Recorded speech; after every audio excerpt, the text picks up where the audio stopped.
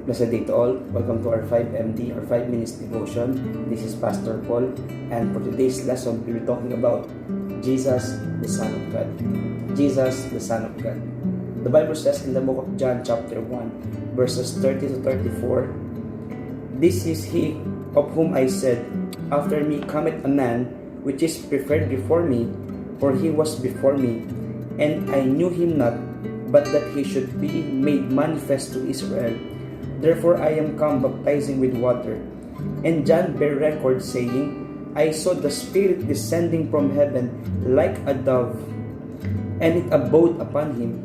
And I knew him not, but he that sent me to baptize with water, the same said unto me, Upon whom thou shalt see the Spirit descending and remaining on him, the same is he which baptizeth with the Holy Ghost. And I saw and bear record that this is the Son of God, that this is the Son of God."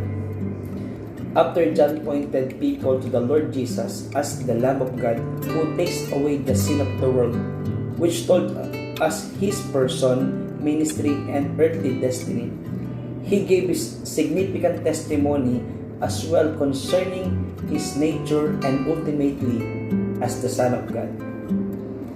"This is he of whom I said, After me cometh a man which is preferred before me, for he was before me." That's the first line. John the Baptist used again the word prepared, before me, like what he said to the religious leaders of the Pharisees. But this time, in the very presence of the Lord, the key reason why the Lord was prepared before him was because he was before him. Although John was aware that he was months older than the Lord, he was more aware of the eternal nature of the Lord Jesus being God. The next line said, "And I knew him not, but that he should be made manifest to Israel. Therefore I am come baptizing with water." John was doing his calling by faith, because before he knew not the Lord, but he knew that he will be made manifest to Israel. That's why he was baptizing with water, to prepare the way of the Lord until that moment came when he finally declared and testified that he was the promised one who was made in the flesh. The next line, "And John bare record, saying, I saw the Spirit descending from heaven like a dove, and it abode upon him."